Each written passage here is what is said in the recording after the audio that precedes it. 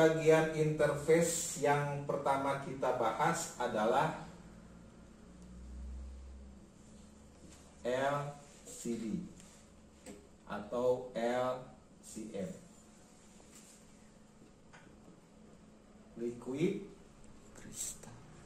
crystal display, ya, atau M-nya itu modul, tulisannya modul, bacanya modul. Nah, kenapa kita mempelajari LCD terlebih dahulu? Karena LCD ini sebagai semua kegiatan smartphone ini bisa kita lihat lewat LCD. Jadi ponselnya sedang melakukan kegiatan apa atau aktivitasnya apa, kita bisa lihatnya lewat LCD. LCD menjadi monitor tentang aktivitas ponselnya. Nah, lalu yang saya akan bahas di sini adalah bukan bagaimana cara LCD bekerjanya, bukan, tapi adalah bagaimana ketika LCD-nya bermasalah, kemudian sudah diganti LCD-nya dan tetap tidak tampil gambar. Nah, langkah-langkah apa saja yang harus kita utamakan pada saat kita memperbaiki kasus di LCD bermasalah. LCD bermasalah itu bisa yang blue screen, white screen, bergaris, ya, kemudian black atau black screen, jadi tidak tampil sama sekali, ya, macam-macam. Nah, yang akan kita bahas adalah langkah-langkah atau yang disebut dengan grup unit atau rangkaian dari LCD. Kita kenali dulu grup unit LCD-nya. Ya, jadi yang disebut grup unit ini adalah rangkaian supaya LCD-nya ini bisa bekerja atau work, ya. Oke, yuk kita kenali dulu ke sini.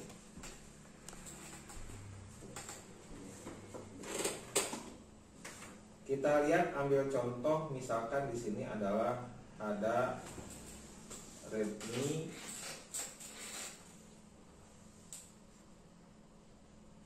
4X atau 5A, 5A saja dulu. Ctrl A. Ini kita buka.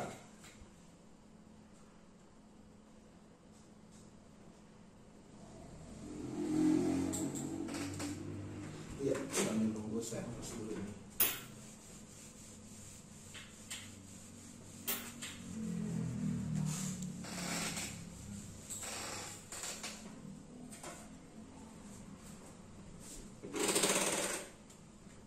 Untuk LCD sekarang sudah banyak yang digunakan adalah jenisnya LCD yang bukan LCD seperti dahulu, ya. Ada sistem COG-nya atau chip on glass-nya itu ada yang monokrom, ya. Jadi layarnya hitam manis, kemudian itunya ada yang gambarnya juga pakai TFT, ya. Nah, yang sekarang itu kebanyakan adalah yang TFT juga tapi sudah OLED. Ya, OLED itu Organic Light Emitting Dioda. Jadi cara kerjanya sudah lebih praktis, yaitu di mana LCD-nya nggak pakai lampu. Jadi chipsetnya si LCD-nya sudah include lampunya atau light emitting diodanya.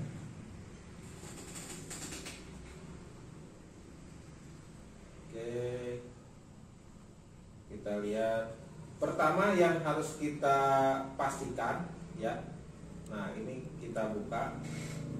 Ini adalah apa yang disebut dengan SOC. Ini berkaitan nanti dengan LCD, touchscreen, dan kamera, ya. Nah, ada kamera, kemudian ada LCD dan touchscreen. Nah, ini terhubung secara tiga-tiganya ke SOC, ya, atau sistem on a chip. Nah, ini sistem on a chip nanti akan mengontrol atau mengelolanya langsung. Tapi sebelum itu saya akan supaya rekan-rekan lebih paham ketika nanti bersentuhan langsung dengan kasusnya, yuk kita pahami dulu apa sih bedanya konektor LCD dengan konektor yang lainnya, itu dulu. Jadi pada saat nanti kita lihat mesin, ya, lihat mesin handphonenya, mana sih konektor LCD atau konektor yang lain. Sebagai contoh, konektor LCD itu punya karakter adalah seperti ini. Nah, ini karakter dari konektor LCD. Ya. Pertama, saya akan inikan dulu adalah ciri atau ciri khas atau karakter konektor.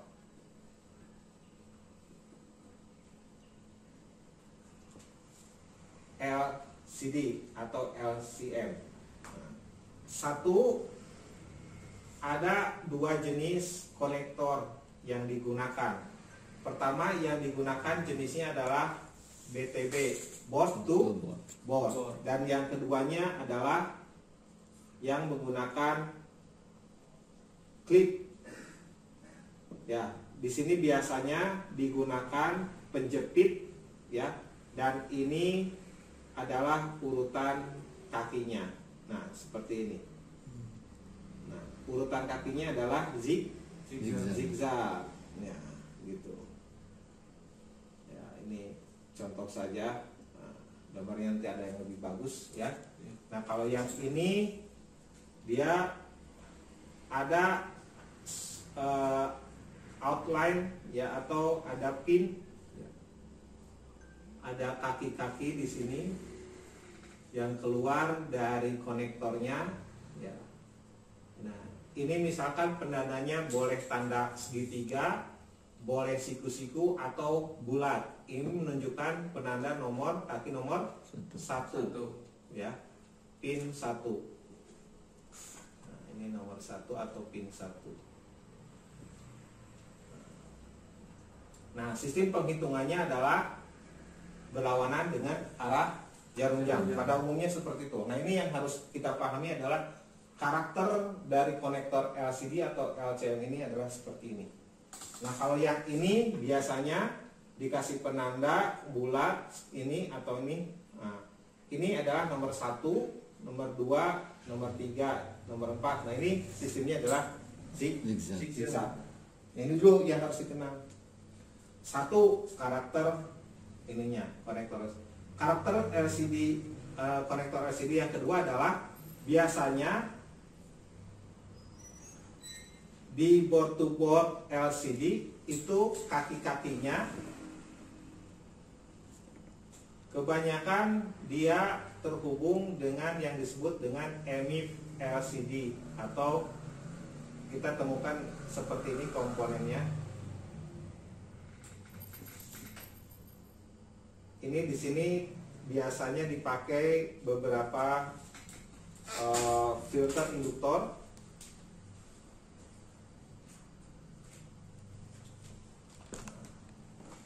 Nanti minimalnya ada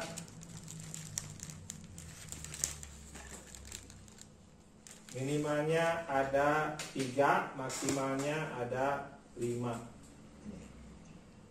Nah, yang sekarang di Android itu ada 5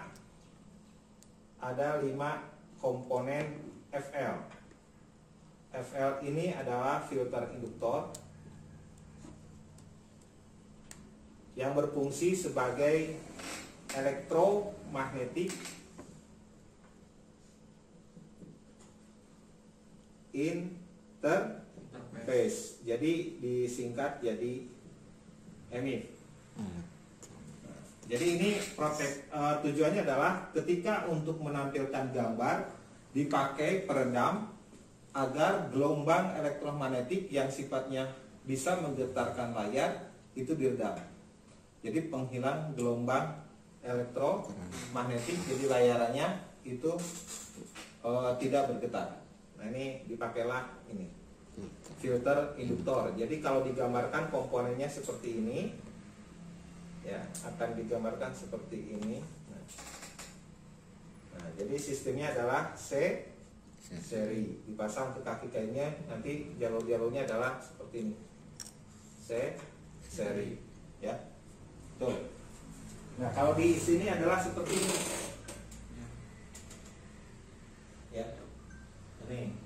Ini jadi walaupun nanti tanpa skema kita bisa mengetahui mana konektornya gitu kan, mana konektor LCD, mana konektor yang lainnya. Nah ini untuk teknik untuk membedakannya. Jadi saya wajib mengetahui ini atau memberitahukan ini. Ada pertanyaan? Bisa diikuti? Bisa ya? Jadi yang membedakannya nanti ada ini. Nah, terus karakter yang ketiga atau berikutnya, dan ini adalah ya ini penambahan. Ini nanti dipakai untuk jalur data ya, data atau yang disebut dengan display serial interface. Nah, ini nanti terhubung lewat jalur display serial interface ini antara LCD dengan SOC. Nah, ini jalurnya namanya DSI ya, display serial interface ya, DSI nama jalurnya. Nah, ini nanti untuk mengirim data. Nah, kemudian data ini ada mulai dari data 0 sampai dengan data 3. Tapi data 0-nya data 0 positif, data 0 negatif ya. Jadi di sini data 0-nya data dari data 0 sampai data 3 itu berarti 2 kali 4 ya. Jadi sekitar 8 jalur. Makanya nanti di sini ada 1 2 3 4 ini nanti dipakai untuk data, dan untuk penyampai datanya harus ada clock. Nah, clock ini bertugas mengantarkan data yang akan ditampilkan ke LCD. Jadi clock ini bertugas menyampaikan data. Clock juga sifatnya ada clock positif dan clock negatif, tapi cuma ada satu. Jadi nanti salah satunya ada yang jadi clock ya. Nah, ini jalur-jalurnya seperti ini ya. Jadi biar paham rekan-rekan, walaupun tanpa skema, kita bisa mengerti dulu karakter dari rangkaian atau grup unit LCD. Ini ya syarat-syarat dari karakter dari konektor LCD. Tadi yang pertama adalah kita memahami dulu jenis konektornya apa. Kemudian kita bisa melihat ciri khas atau karakter konektor LCD. Berikutnya ya, yang keempat. Nah, yang ketiga. Berikutnya yang ketiga adalah pemisahan atau dikatakan namanya apa ya? Eliminasi. Nah, eliminasi pin kaki atau pin kaki konektor. Yuk kita eliminasi. Apa sih eliminasi itu? Nah, kita bedakan. Misalkan pinnya ada 30 pin atau misalkan 24. Kita ambil contoh di sini misalkan.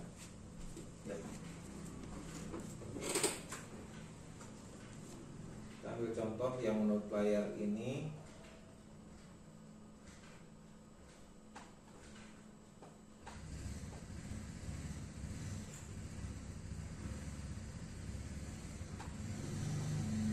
Mana pin LCD? Nah, kita lihat pin LCD di sini karakteristiknya adalah seperti ini. Digeser ini bisa. Nah, ini karakter pin LCD untuk Redmi 5A. Nah, ambil contoh aja ini sebagai contoh. Nah, polanya kita bisa lihat titiknya ada di sini. Ya, titiknya ada di sini. Nah, di sini penandanya ada namanya EMI, ya. EM, yaitu tadi yang saya gambarkan. Jadi untuk membedakan itu konektor LCD ya atau LCM, perhatikan di sini nanti ada EMIF atau EM ya di sini. Yuk kita lihat di sini kode komponennya. Ini ada kode komponen J2302. Nah, kita buka di skematiknya. Ya, yang ini jangan ditutup karena ini adalah nanti membantu kita bahwa nanti di sini dijelaskan bahwa jalur DSI itu ada 4 lens. 4 lens itu data 0 sampai data 3, tapi kali 2, jadi 8 jalur ya. Yang kalau untuk kamera nanti di sini ada 1 kali 2 lens untuk front kamera, kamera belakangnya atau main kameranya ada 4 lens. Sama ya prinsipnya dengan LCD. Oke, ini yang ini jangan dilepas. Nah, tinggal kita buka new window, didapatkan gambar yang sama, baru kita ketik di sininya, klik kanan, find. Kita mau nyari tadi J berapa? Ayo, J berapa tadi? Lupa lagi. J203. J. Kita lihat di sini J2302 ya. Oke, nah kita cari adalah di yang ini, kita cari J2302. Nah ini sudah ada, tapi dibukanya pakai open full reader search. Jadi berapa halaman pun akan terbuka ya, akan didapatkan hasil pencariannya untuk semua halaman. Dan ini untuk memastikan bahwa J2302 ini ada dalam satu halaman. Ya, kita search. Nah, kita search sudah, kemudian hasilnya seperti ini. Dan ini adalah halaman yang ditujukan, halaman 19, page 19, cocok ya, page 19. Dan untuk membukanya kita tinggal pakai pembesar ini. Nah, oke, dapat dipastikan bahwa kakinya contohnya di sini adalah 30 ya. 33 dan 34 ini adalah dipakai untuk master fold ya. Master foldnya. Jadi nanti di sini ada biasanya konektor itu ditambah lagi ada kaki besinya. Nah, ya, ini holdernya. Ini master holdernya ya. Master holdernya. Ya, ini supaya kuat dia terpancang atau misalnya tertanam di boardnya. Dan ini sifatnya kalau kita ukur dia adalah ground. Ya, chassis ya. Chassis atau ground. Tuh. Oke, bisa diikuti ya. Ini detail loh, gitu kan. Sengaja saya buat detail, saya akan buatkan ini mudah-mudahan bisa dipakai untuk media belajar yang lainnya nanti ke depannya. Ya, oke. Nah, kita kupas tadi jumlah kakinya ada 30. Nah, ini misal kakinya 30. Nah, setiap kaki dari konektor ini dia punya karakter. Apa karakternya? Nah, pinnya 30. Kita lihat di depan kaki konektornya itu ada komponen apa? Nah, itu maksudnya. Kalau kalau misalkan kita lihat ya dari gambar yang tadi, yang ini. Nah, dari 30 kaki itu misalkan pin 30 kita eliminasi satu, mana kaki yang terhubung ke bodi. Biasanya kalau kaki yang terhubung ke bodi itu kaki dari konektor ini nyambung dengan bagian yang terluas atau dengan bodi ya. Pisahkan atau ini kan pisahkan kaki ground. Nah, atau yang terhubung dengan bodi atau chassis. Terus pisahkan kaki yang terhubung dengan komponen tuh. Di sana ada yang terhubung kaki yang terhubung dengan C ya. Kaki tegangan. Kaki tegangan ini ciri-cirinya akan terhubung ya. Terhubung ini dengan bodi, kalau ini terhubung dengan C paralel. Ngerti nggak? Bisa tangkap nggak? Kenapa kaki tegangan terhubung dengan kaki kapasitor paralel? Karena kaki tegangan membutuhkan penyimpan tegangan, yaitu dipasanglah kapasitor dipasang paralel. Jadi ciri-ciri kaki tegangan di konektor itu nanti kaki konektornya terhubung dengan C yang paralel. Kemudian pisahkan kaki data tadi yang terhubung dengan apa? Dengan F, L, C, seri. Tuh, ya. Pisahkan kaki ininya. Pisahkan kaki clock juga. Ini nanti terhubung dengan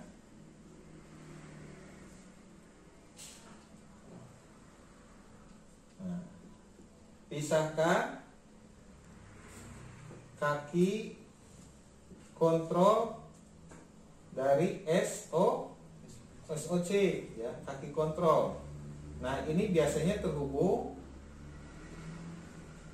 dengan RC seri.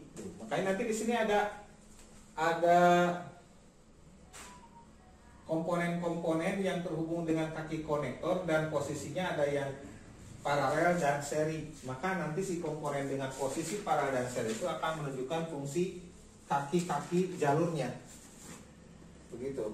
Nah, kemudian juga nanti di sini ya untuk sensor. Nah, misalkan kalau misalkan ada ya, pisahkan kaki yang sensor.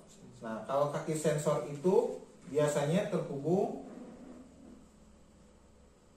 dengan R para atau saya sebutkan saja R pull down. Ya, pull down. Nah, berikutnya adalah pisahkan kaki NC atau not connect. Silahkan tulis dulu.